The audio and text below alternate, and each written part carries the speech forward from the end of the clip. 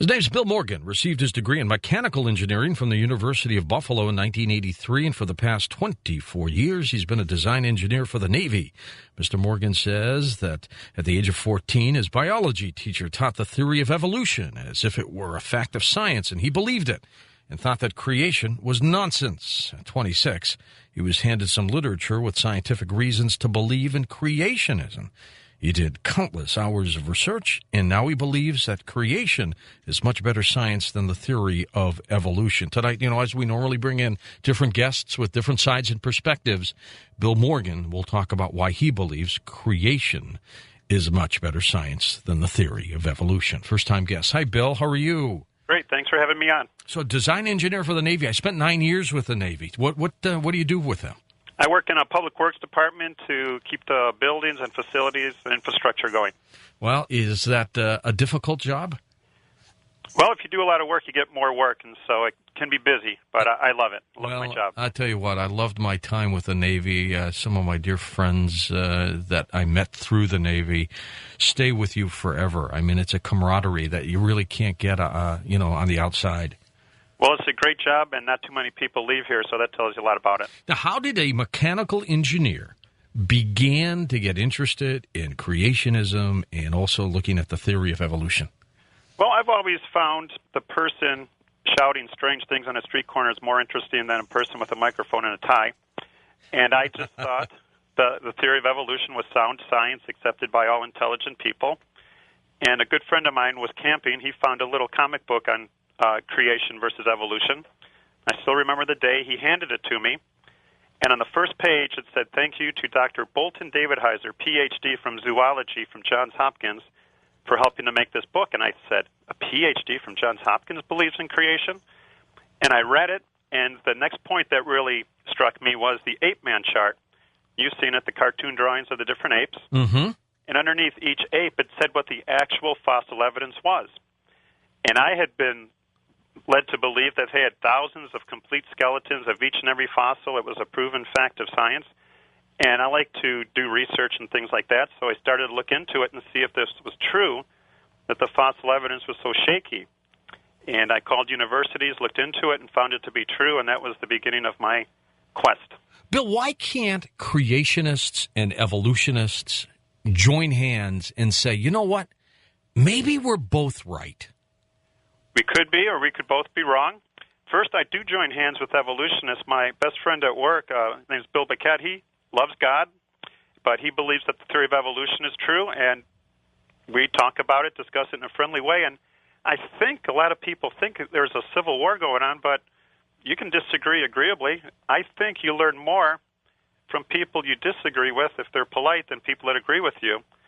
And another former coworker, Paul Nosek, good friend of mine, disagrees with me, but we do it agreeably, and that is the best way to learn, to be friends with someone who disagrees with you. Absolutely, and just about anything. Now, for me to get a better perspective of your views on creation, tell me your thoughts on evolution. What do you think? I'm not saying that you believe it, but what do you think the theory of evolution is? Okay, you asked, first you said evolution, then you said the theory of evolution, and that's very important.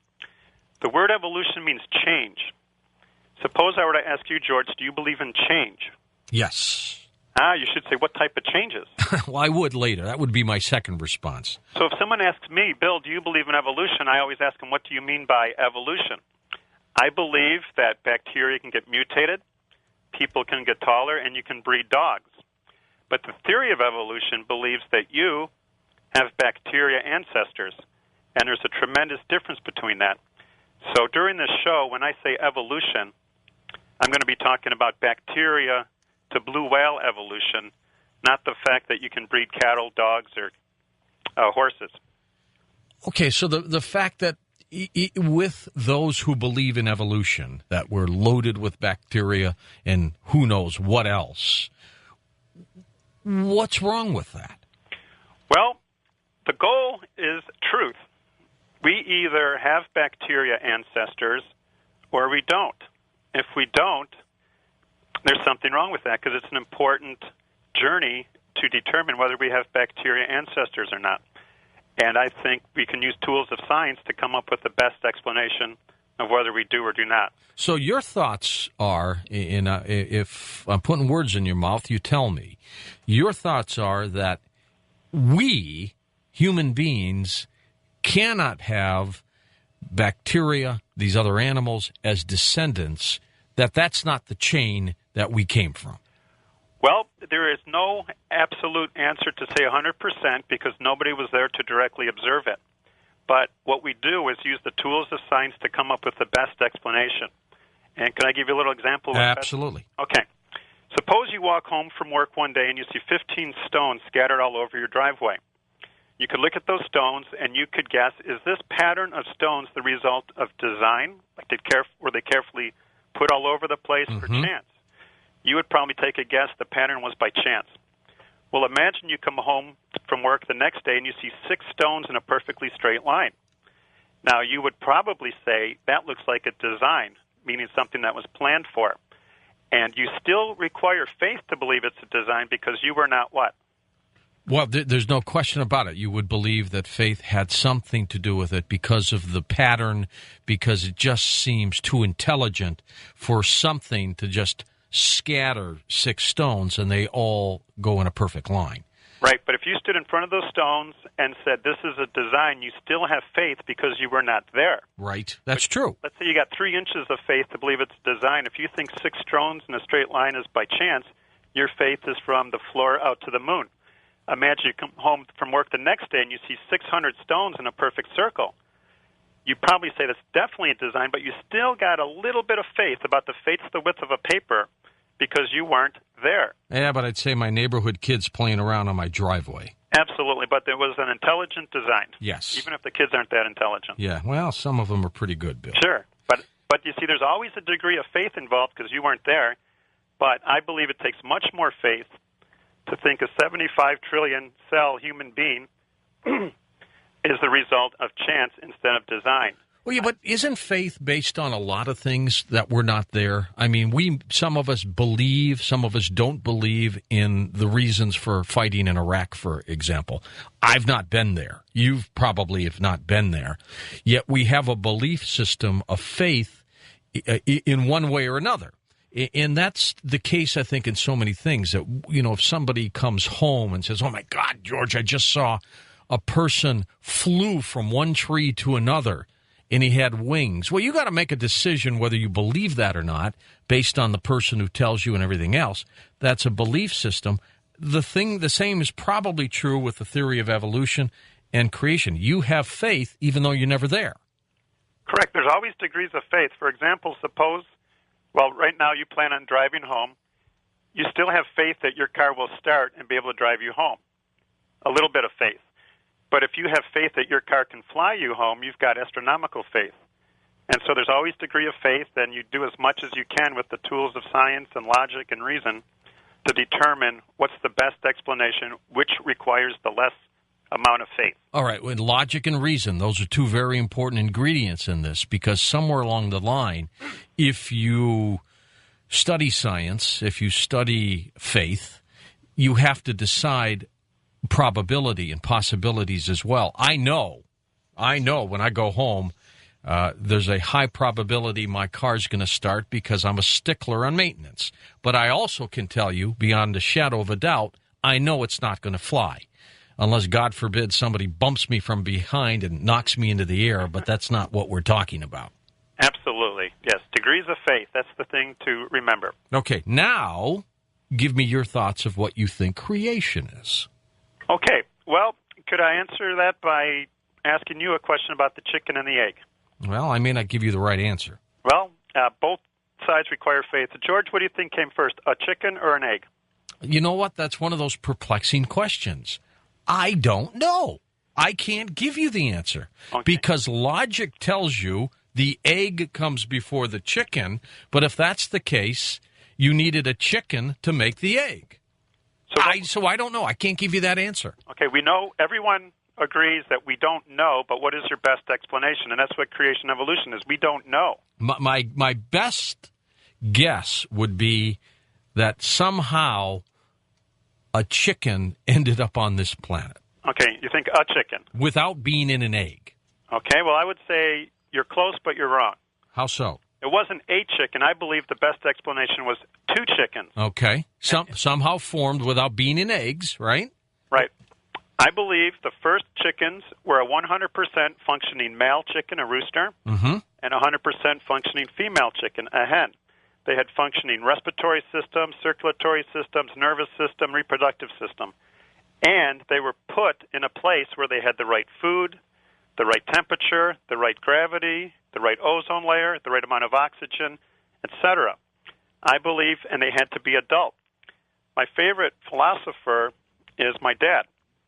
And not to digress into any religious teachings, but he said he believes the first humans, Adam and Eve, had to be adults.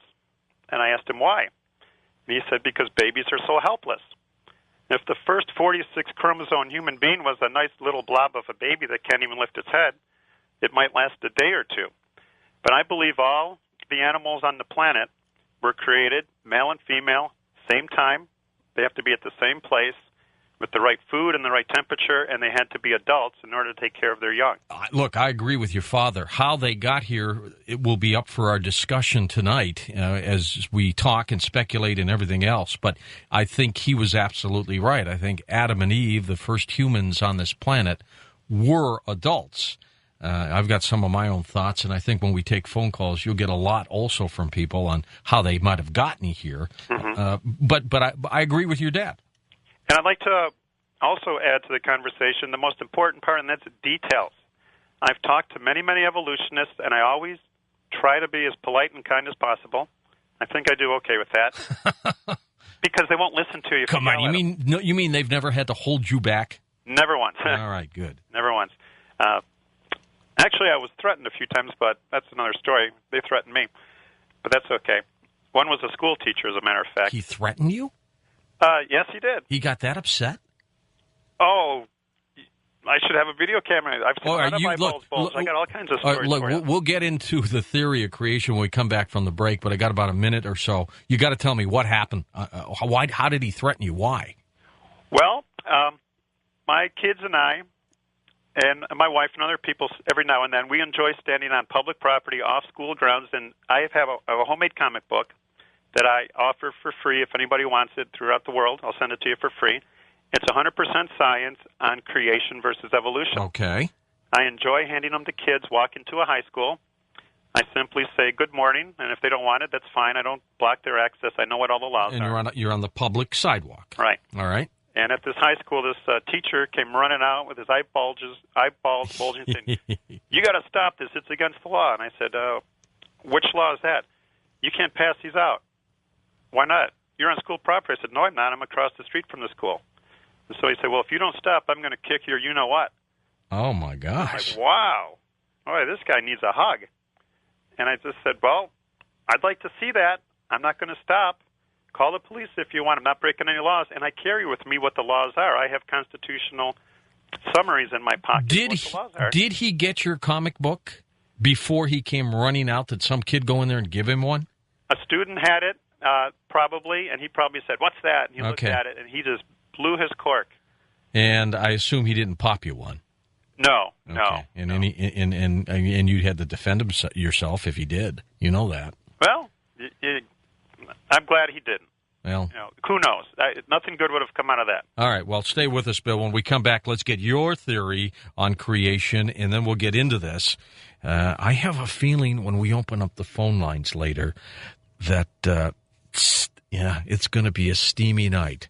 Bill's website is fishdon'twalk.com. That's right, fishdon'twalk.com. If you want to email me, go ahead. It's George at coasttocoastam.com. In just a moment, by the way, I'll tell you about the weekend hosting. I'll be right back.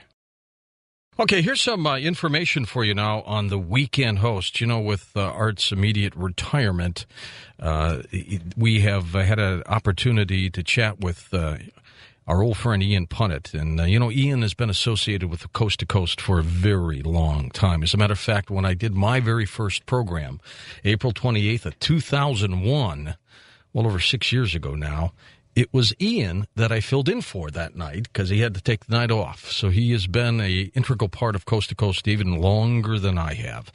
So what we are going to be doing is Ian has accepted our offer to take the spot where Art was Saturday night. So Ian will host the regular Coast to Coast program beginning at 10 p.m. Pacific time each and every Saturday night. Coast to Coast Live, which was the program that we created with Ian, which started at 6 p.m., that will go away, but we will be running the previous Saturday program as we always did in that time period. So that's Saturday for you. Now, as for Sundays, I'm going to do this Sunday, and then I will do the first Sunday on a very permanent basis every month, the very first Sunday every month. And that will leave us 3 Sundays for the rest of the month, of which we will then run some classic programs, some best of programs, and an occasional guest host, people who are very familiar with Coast to Coast AM. And we're going to do that for the foreseeable future. So everything is in place, and it starts with Ian. And by the way, congratulations to Ian for holding the fort for us as well. Back in a moment on Coast to Coast AM. And welcome back to Coast. I'm George Noory with our special guest tonight, Bill Morgan.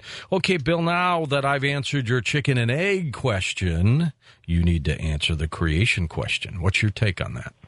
Well, I thought I did. Creation, at first I won't say I represent anyone but myself, but I know a lot of creationists. Creation believes in instant people, instant male, instant female, instant bears, male and female, etc. Theory of evolution believes everything has bacteria ancestor. And there's many reasons I believe in that. First off, if the theory of evolution was true, there should be millions and millions of transitional forms. Okay? I believe they're absent. For example, if someone said they believe in something that's purple with 600 legs and 38 eyes, what question would you ask them? Where are they? Oh, well, they're gone. Yep. There's no evidence for that. Well, that's not a scientific belief. Science relies on observation. So living evidence. Supposedly, according to the theory of evolution, birds have reptile ancestors. Now, I've seen thousands of reptiles. I've seen millions of birds. I haven't seen one living transitional form. You can call it a blizzard if it's half bird, half lizard. Once again, remember what we have to look at, the details.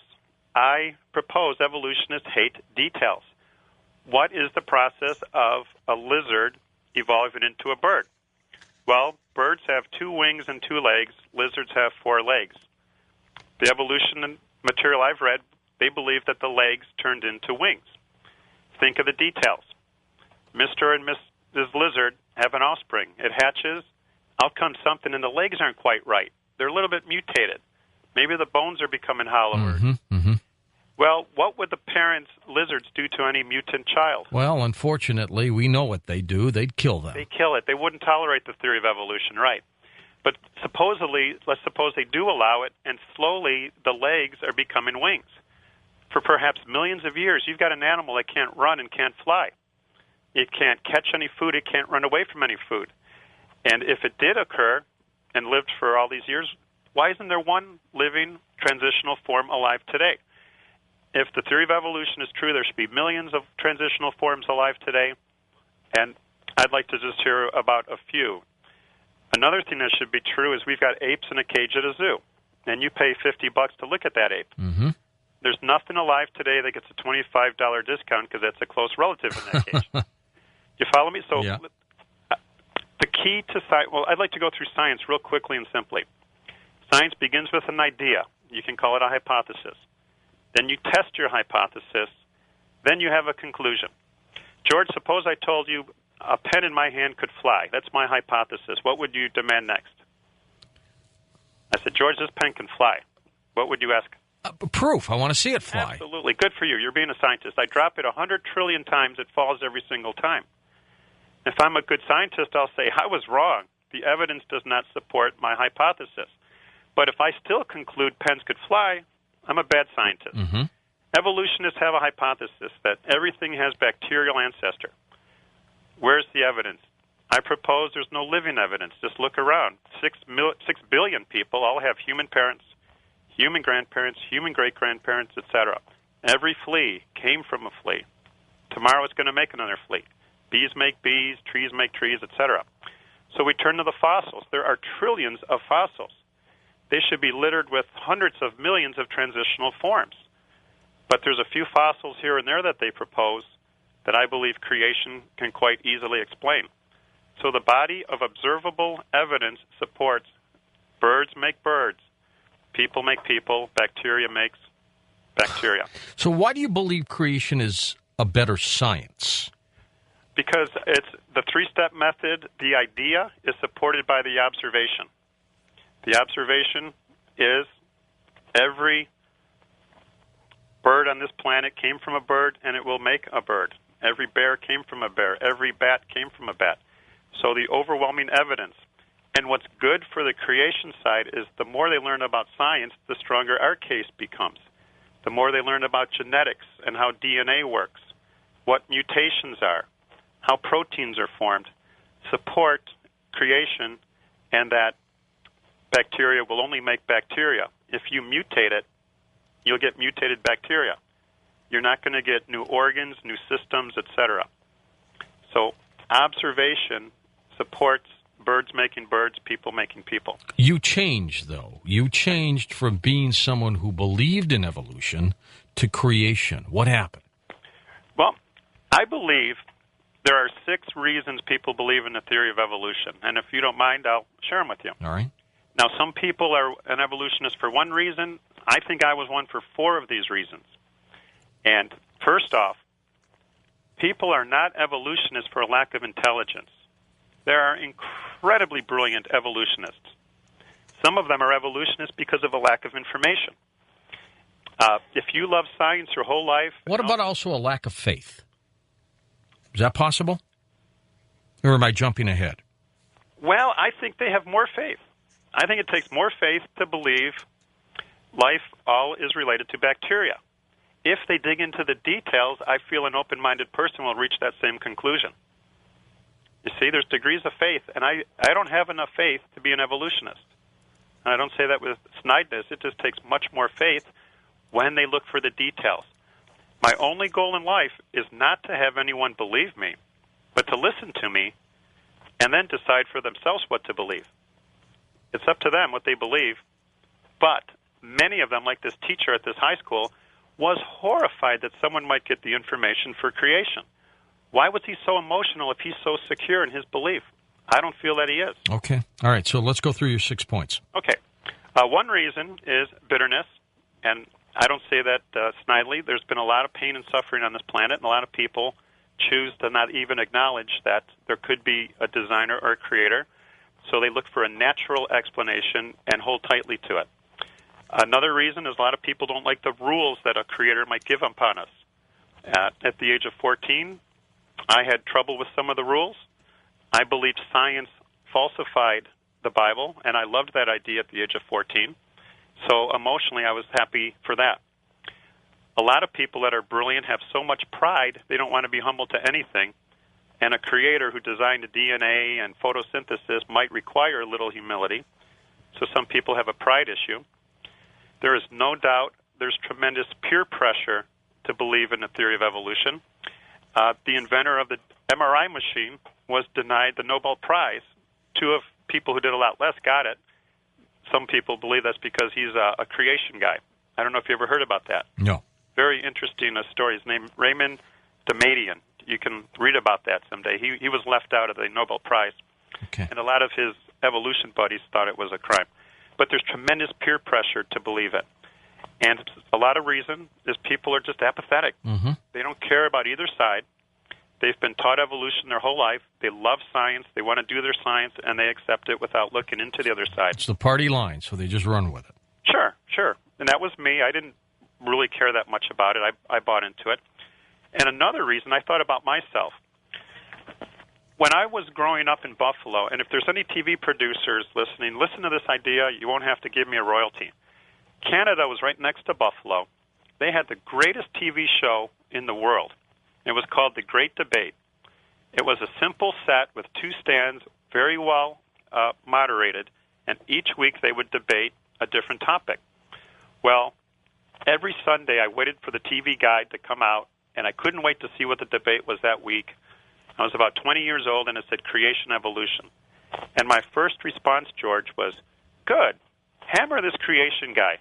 This anti-science nut is just ruining science. My point is, a lot of people love science with a passion.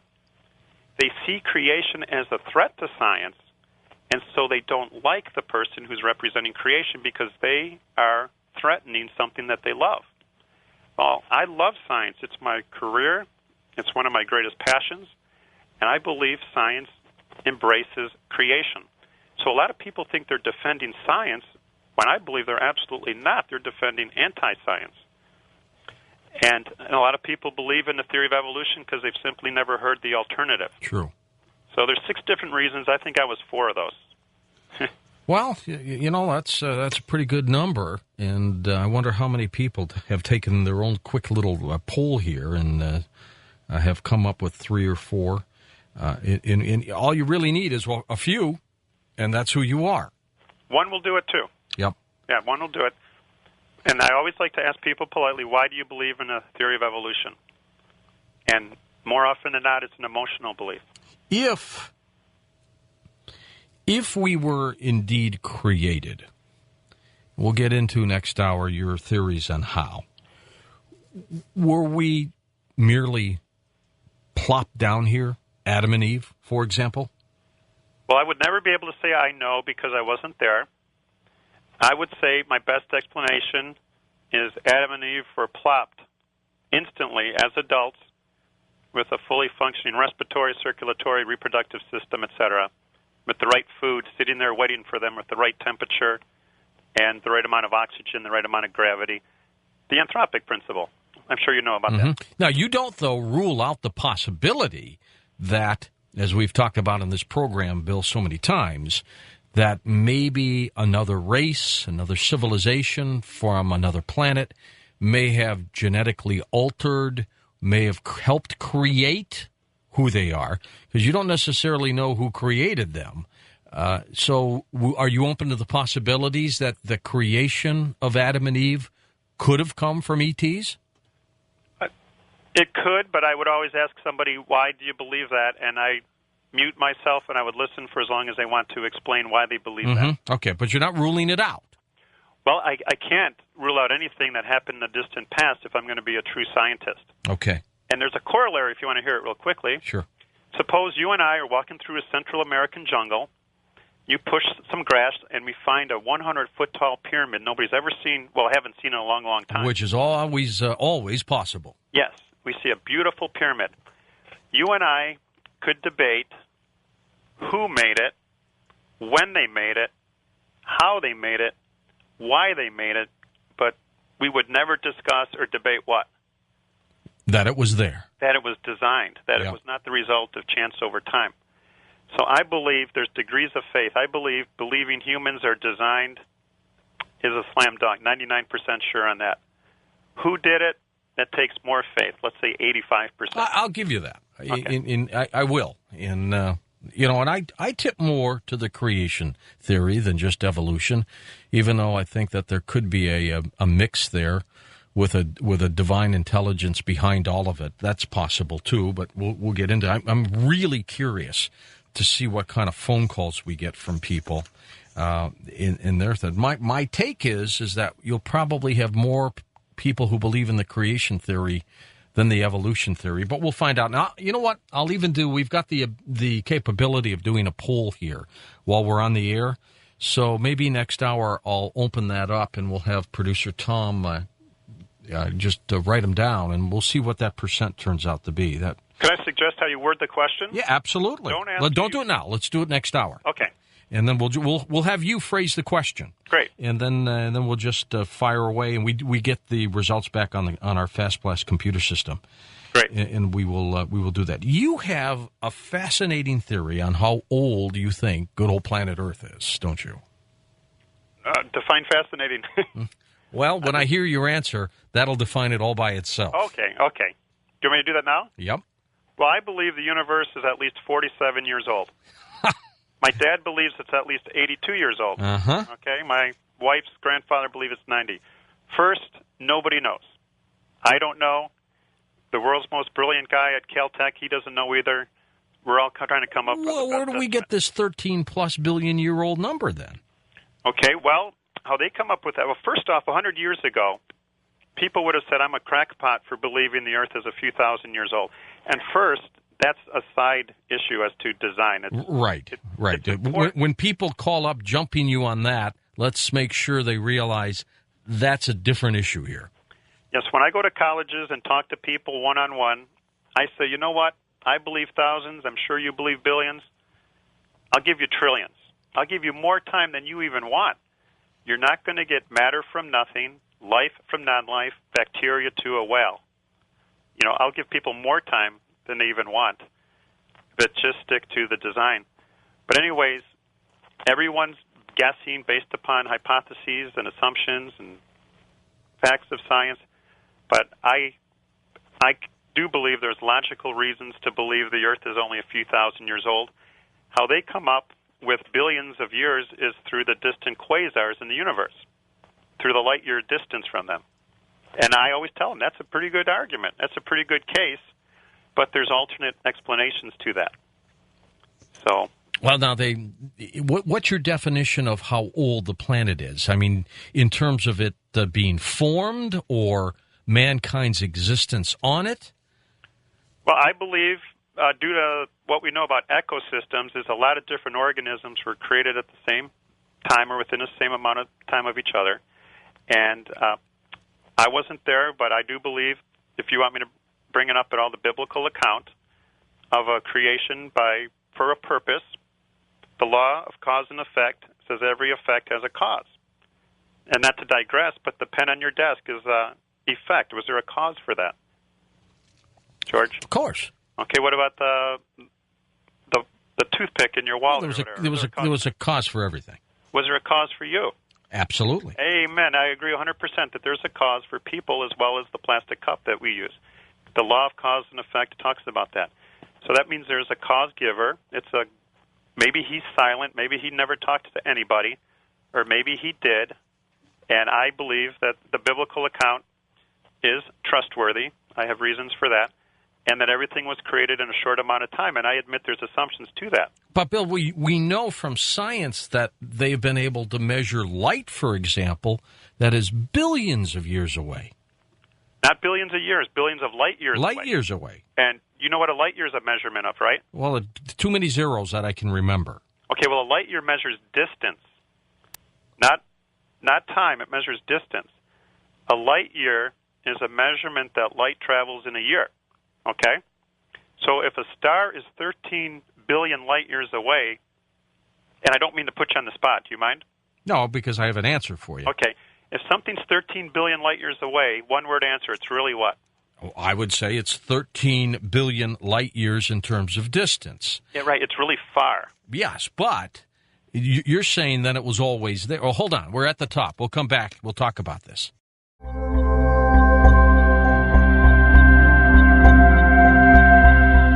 Fascinating night tonight with Bill Morgan.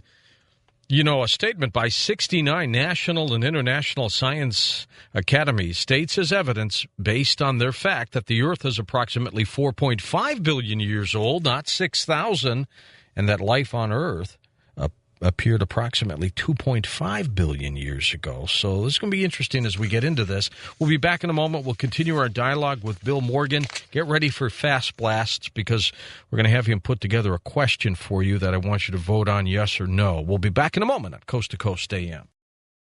Bill, let's get a running start on this question here for our Fast Blast poll, if you want to word it for us. It's got to be very simple, where they would either say creation or evolution, so we can tally them up. Great. Well, I'm not smart enough to be complicated, so it's going to be a simple question. Do you believe that humans have A, bacteria ancestors, B, only human ancestors? That's how you want it? Yep. Okay. Do you believe that humans have 1, bacteria ancestors, or 2, human ancestors? So the answer, we'd like you to just fast blast us, bacteria or human. That's all you have to say. You don't have to make it wordy because Tommy's got to tally all these up. And we'll have the results for you next hour with a percent. And then we'll have you react to that, Bill. Okay, we're talking about, light years and distance, and I agree with you that, 15 billion light years away means that it's 15 billion light years away from us based on the speed of light.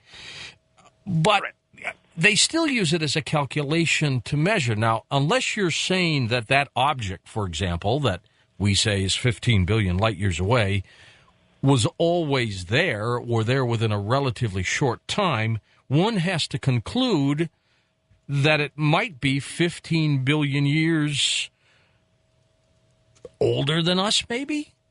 That's a rational conclusion, but I believe in an expanding universe. Okay, I believe it's accelerating. A lot of astrophysicists believe it's accelerating at a higher rate than a constant rate.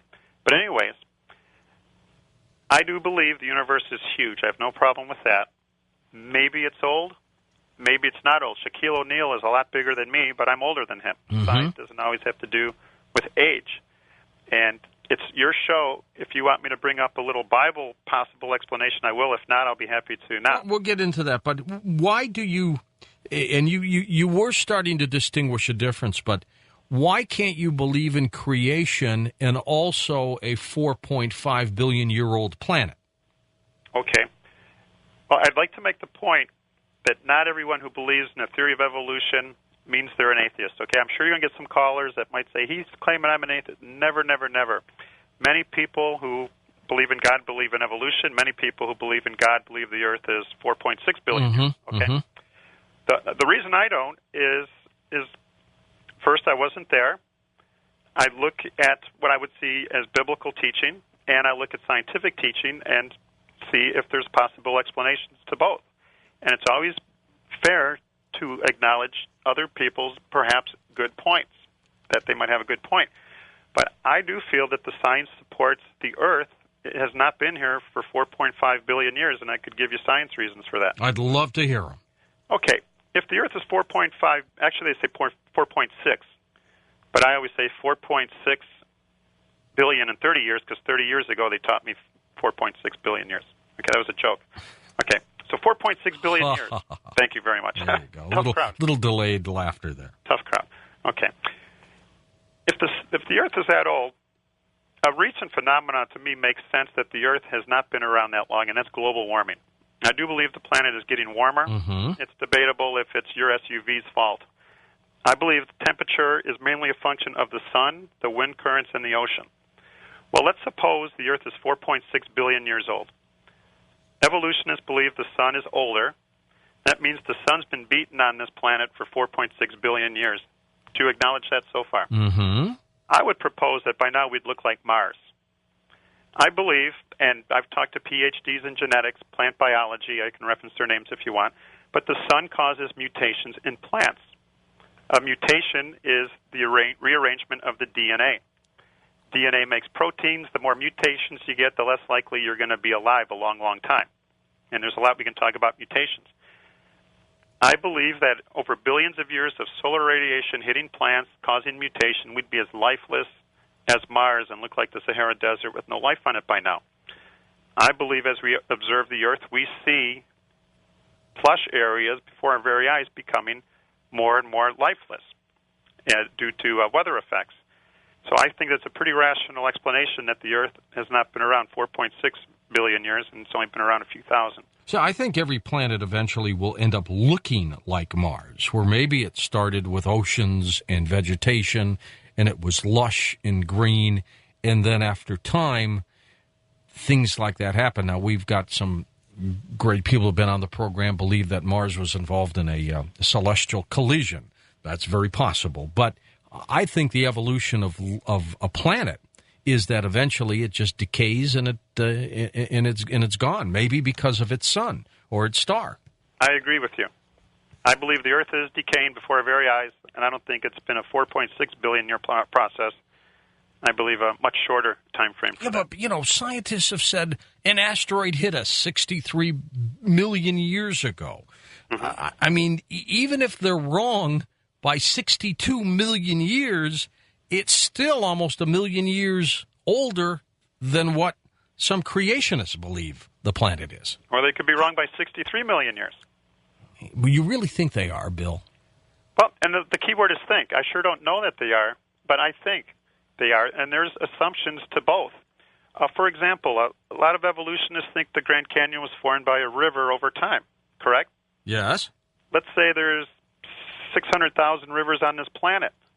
Why don't we have 600,000 Grand Canyons by now? Why is it that one location? If erosion over time is going to make a canyon, why don't we have them all over the place? Well, I guess that one was rushing through at a quicker pace. I agree with you 100% on that. Do we need to believe in... I'm sorry to interrupt you. So you believe in a rapid formation for the Grand Canyon?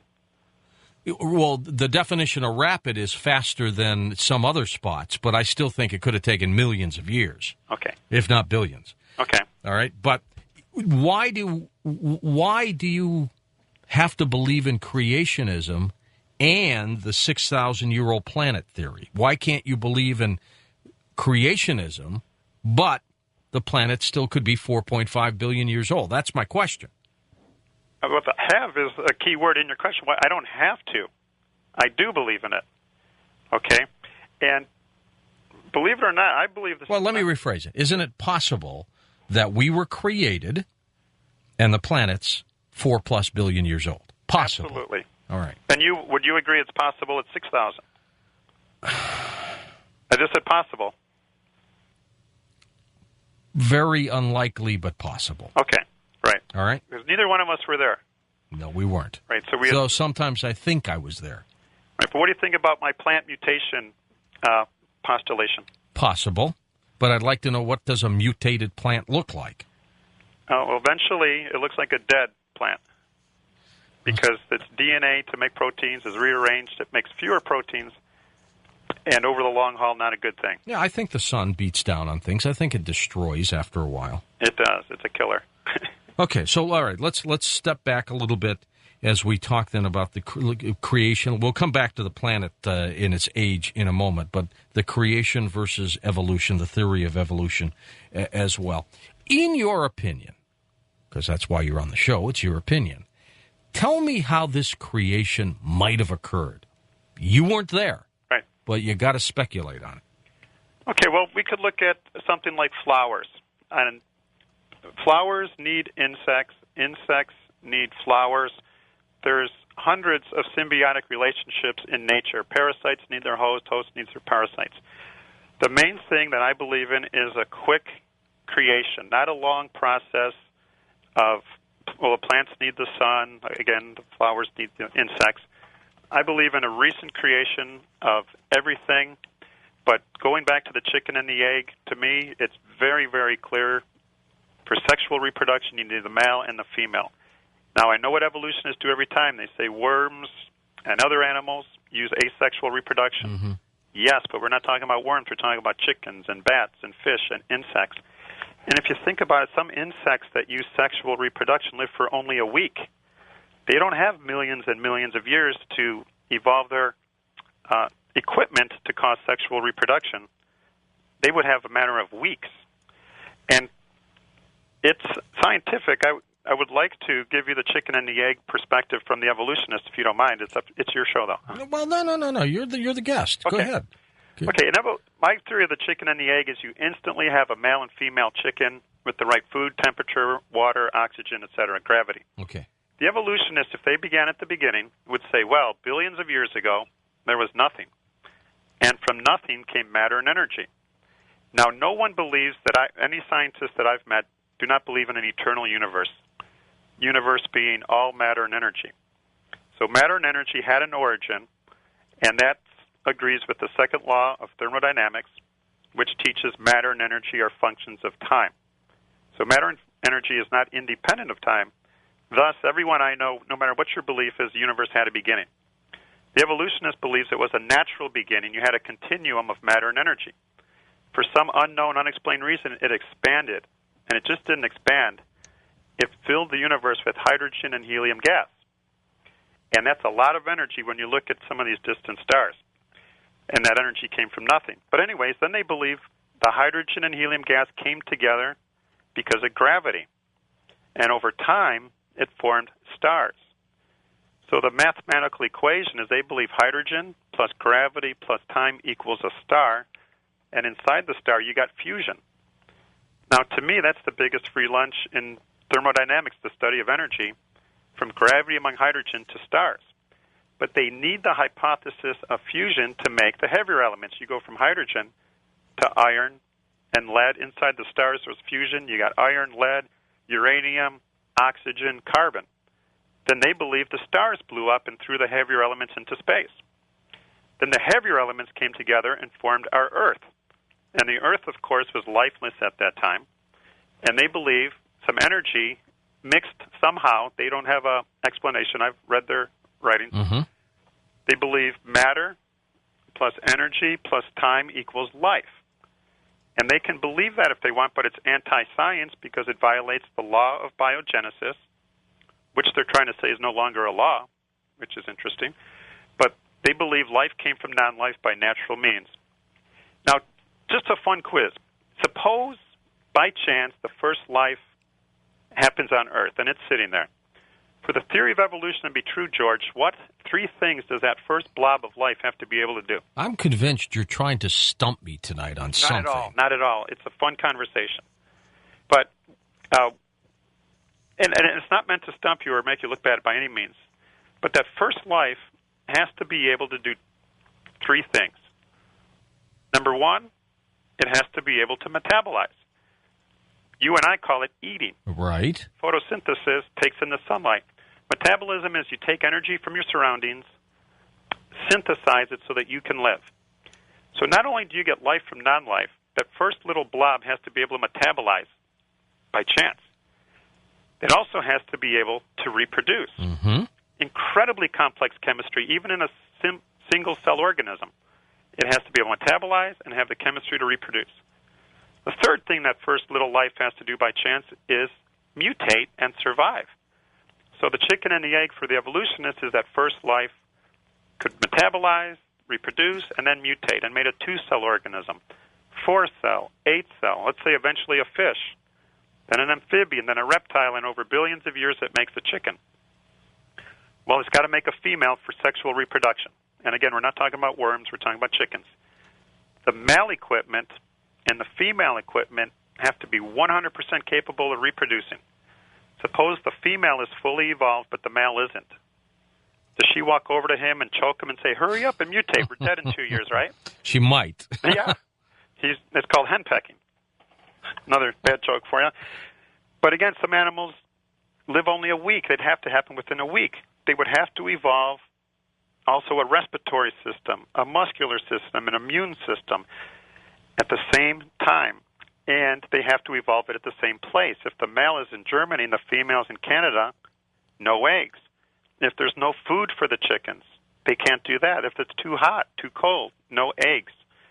The list of things that the evolutionist has faith in, if they look at it, is tremendous. Food happened by chance. Gravity happened by chance. The temperature happened by chance. And do you ever think about how perhaps lucky or blessed we are with the temperature on this earth?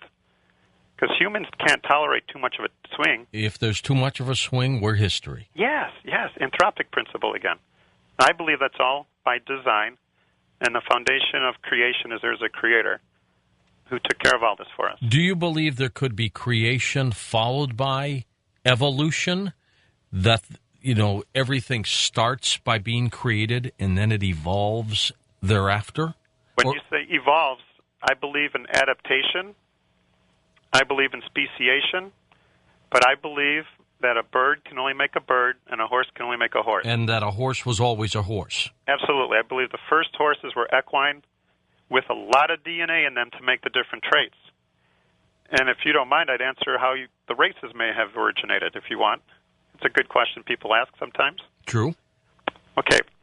I love to teach free lessons on this subject. I'll go anywhere. I don't care if it's 2 people or 200. I teach free lessons, and one of my slides is a picture of my boss's kids.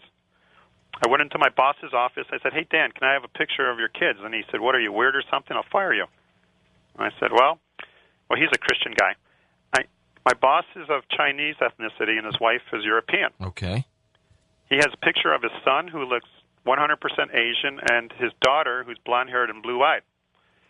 My point being, as I ask people, guess who these people are? I don't know. I said, they're brother and sister of the same people. but they look tremendously different. Right. The fact is the DNA of him and his wife has the genetic potential to make a wide variety. Sure. And if over time people hung out with their own type and then were separated even more, that's all they would produce. Asian people would make Asian. But if Noah and his wife had the genetic potential for all the different traits, it's an easy explanation. It's simple genetics that they had the genes to produce the different traits. Okay, I believe that, but to a point. In the beginning, if you had Adam and Eve, that's it. Right. How then did we end up with all these different races? I believe the germ cells, the sperm of Adam and the eggs of Eve had the genetic potential to make all the different races. From the get-go? From the get-go. Okay. Yes. And some people believe, it was really hot, and some people got darker skin. That's Lamarckian evolution, which believes if you lifted weights, your kids would be stronger, and that's dismissed by anyone in the field of genetics. Okay, but now, the question I asked you about 10 minutes ago was to kind of give us your thoughts on how this first grouping of man and woman, Adam and Eve, how did it happen? I mean, how did they just, as you say, they were adults first, they were adults from the get-go. How did they get here? By something more intelligent and powerful than us. And he or she, I believe it's a he, but, people get all excited about that. He wanted it to. It's simple as that. I would ask you, why did God make you, George? He wanted to. Cause and effect. I mean, were they just beamed aboard? I mean, basically, they were just sent down to the planet. They woke up one day going, how did we get here? Well, I think they were talked to. If you read Genesis, and again, if you read it, it makes more sense than the chicken and the egg, so it gives it credibility, that they had communication with the Creator, given instructions and all that, what to do, what not to do. That's my hypothesis. So they were given instructions, I believe, instantly showed up, and I had communication. Do you believe there's life like ours on other planets? There could be, but I have not seen a shred of evidence for that. So at this time, being the empiricist that I am, and the skeptic that I am, and a skeptic is why I'm a Christian today, because I tested everything. Well, yeah, but why do you believe in a God? Well, because I believe there's a designer with more power and intelligence than us. But you don't know for sure. I wasn't there. There's some faith involved. Exactly. Stay with us, Bill. We'll be back in a moment. I like you. We shall open up the phone lines next hour. We'll get your questions for Bill Morgan. We'll also have the results of that fast blast poll, bacteria or human. And don't forget, also, tomorrow night, July 4th, that evening, we will have a live coast-to-coast program for you. Bill, why is this such a hot topic in that, as you mentioned, the teacher who wanted to come out and pound you? Why can't people just sit back, whether we agree with each other or not, and have an honest dialogue rather than people getting upset and fuming and attacking and everything else? Well, everyone has to answer for themselves. I think I'm pretty tolerant towards what other people believe, but this is not just a debate about science. It's a debate about worldview, how you look at yourself, what you should be doing, what you shouldn't be doing. And I'm convinced this biology teacher at Pacifica is emotion-based in his belief. If he was intellectually believed, he wouldn't blow a cord when he hears that somebody's passing out scientific information for creation. So remember I gave the 6 reasons I believe perhaps. Of which 4 you believe in, right? Well, I did when I became an evolutionist. Right. I believe perhaps this gentleman perhaps went through some tremendous amount of suffering, which a lot of us have, and he's dealing with his suffering by just going to war against the Creator. That's my belief. That's an interesting thought. Something might have happened to him, and it kind of flipped his views, or it pushed him in another direction. That's my belief. And sometimes people say, why me when it comes to suffering? Well, I always say, why everybody? Because you've gone through suffering, I would bet. You're not. Oh, absolutely. I'm a human being. Of course I have. And, well, you're older. Like a 12-year-old kid sometimes think they're going to sneak through life without suffering, but we all do, and I believe this gentleman hit him really hard, and he's at war. Part of living is suffering, Bill, and going through the trials and tribulations of life. Yep, I've seen a lot of death in my day, too. Long time ago, they found a fossil that they've called Lucy, I believe from Ethiopia, millions of years old, according to carbon dating. That's way beyond your 6,000-year-old planet Earth theory. Okay, first, carbon dating doesn't go back that far. Carbon dating is got a fast half-life. So it wasn't carbon dating. It would be radiometric dating. And we could talk the whole show about this, but there's a lot of assumptions in assigning the age to a bone or a rock or a fossil. If you saw a 6-foot-tall melting snowman on your way to Big Bear to go skiing, and your daughter, I don't know if you have a daughter. Yeah, I have two. Okay, say, Dad, how old is that snowman? I would say, not too old, maybe a few days. Are you sure? Pretty good guess. Right. The only thing you could do is look at it in the present. You could measure the snowman being 6 foot tall now, composed of snow now, but there's two things you don't know about that snowman. How tall he was when he started. Exactly. And what the temperature was when he was made. Exactly. What are the conditions after? What was the original conditions and what happened to him afterwards? Yep. Everyone has to make the same assumptions to assign a date to something. Now, science can tell you height, weight, density, magnetism, many other things like that, but it cannot tell you the age. It leads to assumptions in that. If they're wrong, how could they be so wrong?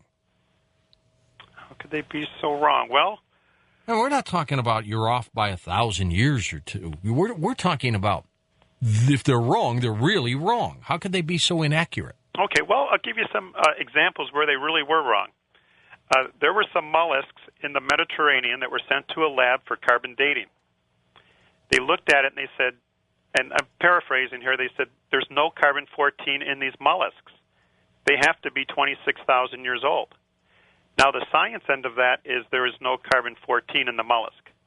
The assumption is that means it's very, very old. The person said, no, they were alive a week ago. And they say, oh, well, I guess we're wrong. Lava was taken from volcanoes in Hawaii that they knew the volcano erupted 100 years ago. People sent them to a lab, and they came back with dates of like 380 million years old. And I have stuff like this I'll mail to people for free that's referenced and documented. Soil from Mount St. Helens that they knew was only, 25 years old was dated to be hundreds of millions years old. There's many, many cases. When they date a rock or a sample, they ask for more information. It's not an empirical science at all. So you're saying their dating is flawed? Yes. In a one-word answer, yes, because there's assumptions involved in it. Intentional flaw? Well, once again, some people are deadly sincere, kind, well-meaning people that have never heard an alternative.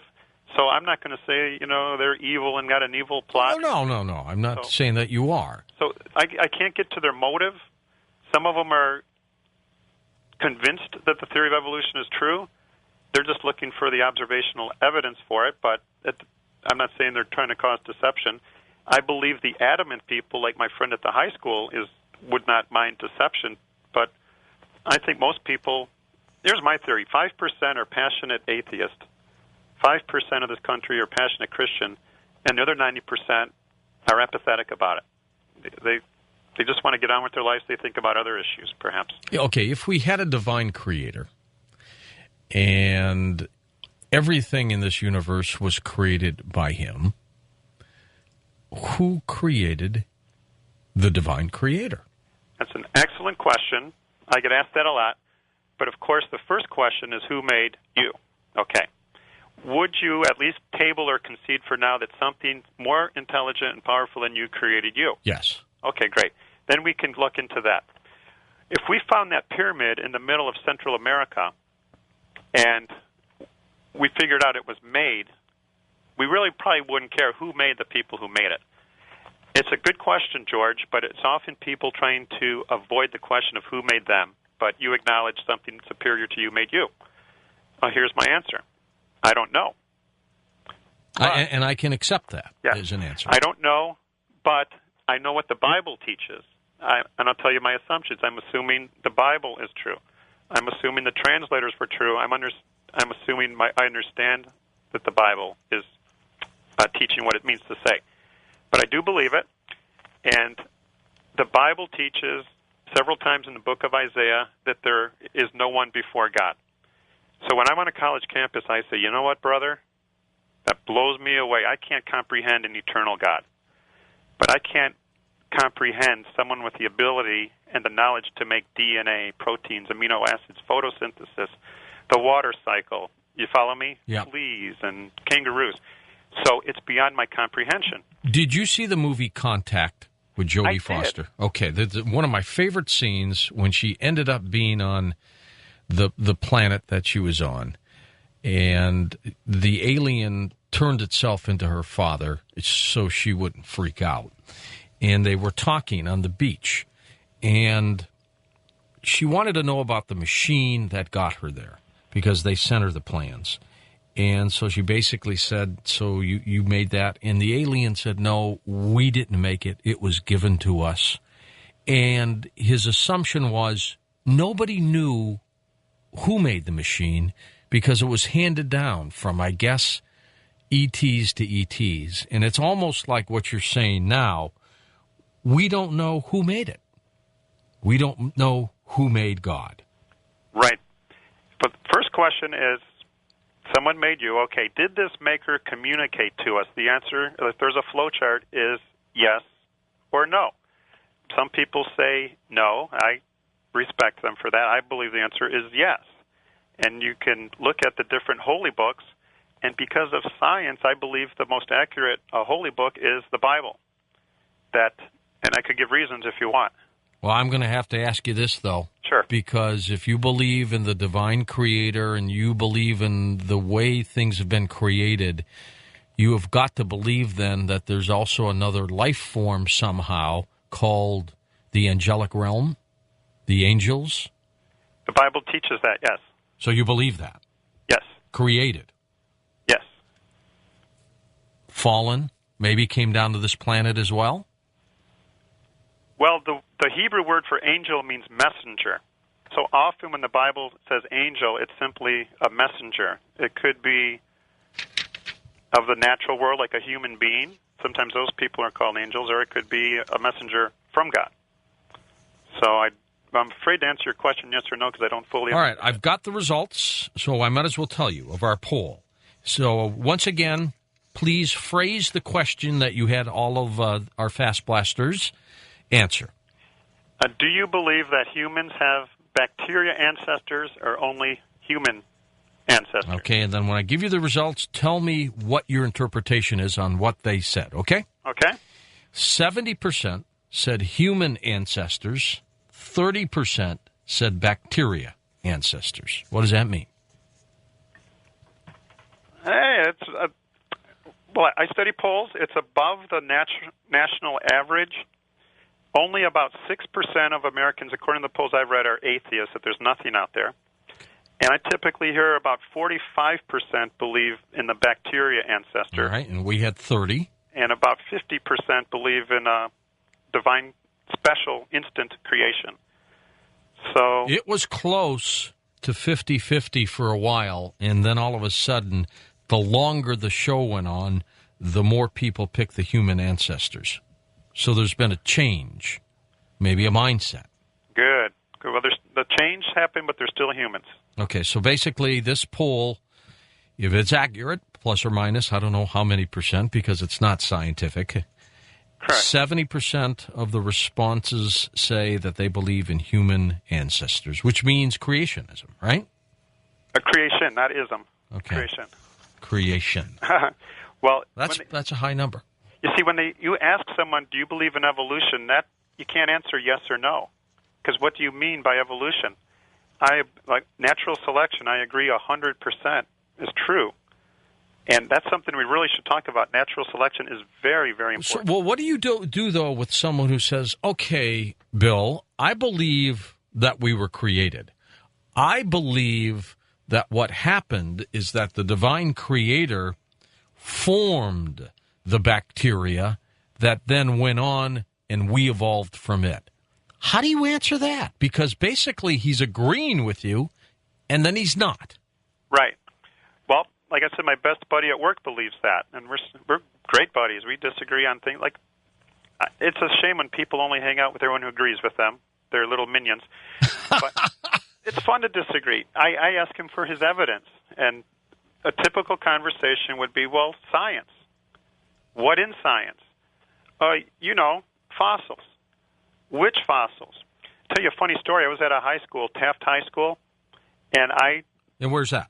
In Central California in the oil country. Okay. And I still remember it was at lunchtime. I only had 15 minutes, and I said, evolutionists believe humans have bacteria ancestors. Creation believes people make people. Bacteria makes bacteria. She raised her hand. She said, you're really oversimplifying this. And I said, ma'am, I've got 15 minutes. I said, do you believe you have bacteria ancestors? She said, yes. I said, why? She said, I could fill the room up full of books, full of reasons why. I've heard that answer from a lot. And I said, could you give me your best reason why? She said, fossils. Remember I said evolutionists hate details? Yeah. She said, fossils. Guess what my next question was? Oh. Which fossils? She said, I don't know. I'm not a fossil expert. And then the highlight was she called me a swear word in front of the whole Bible study. No, you're kidding me. Oh, no. I'm telling you the truth. And the student leader apologized, and I said, don't apologize. I worked construction for 7 years. I've been called worse by better, and it'll be great for my lesson. I got to get you in a great debate with one of our wonderful guests, Michael Cremo, who believes that humankind might be hundreds of millions of years old, and that past civilizations annihilated themselves, and it's gone on over and over and over again.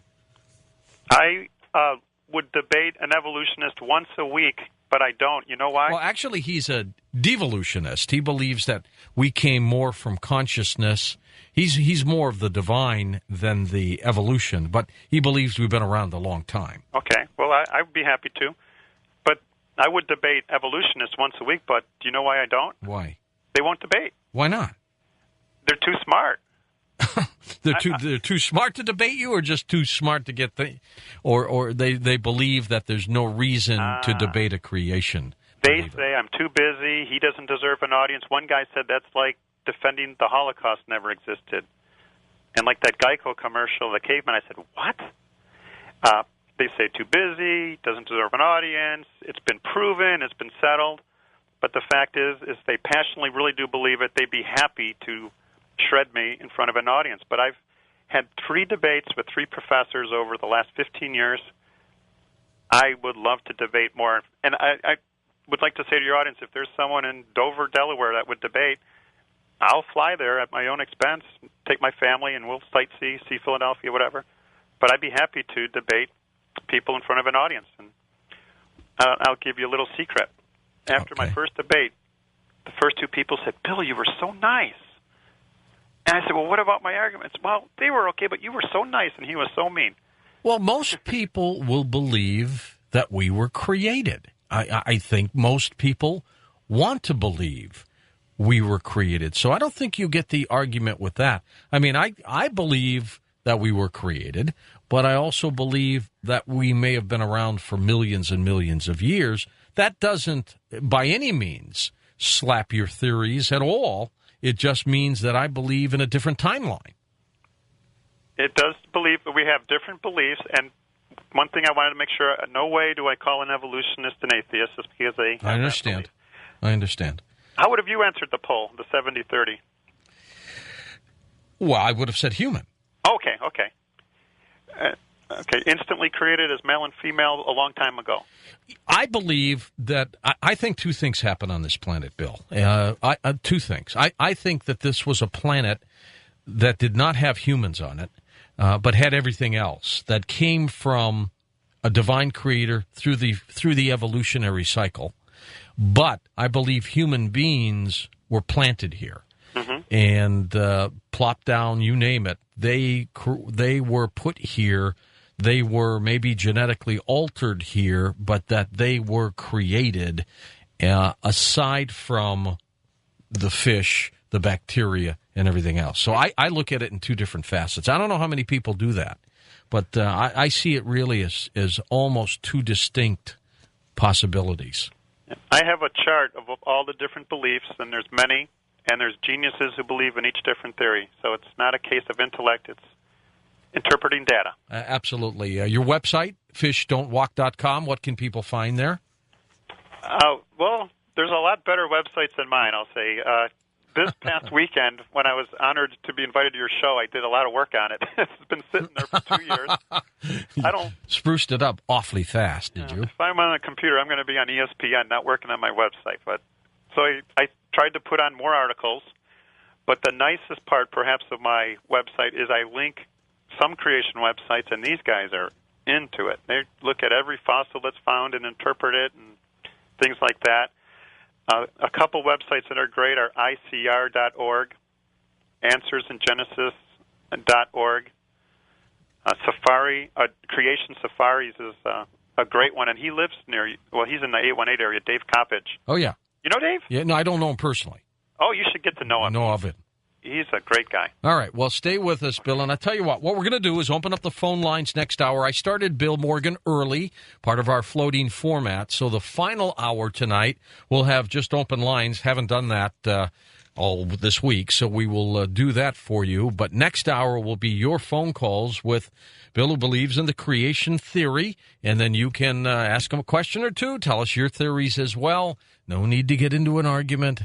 Because, you know what, this is America. You have a right to talk. So the phone lines are open. We'll be back in a moment. If you need to email me, it's George at coasttocoastam.com. It's that.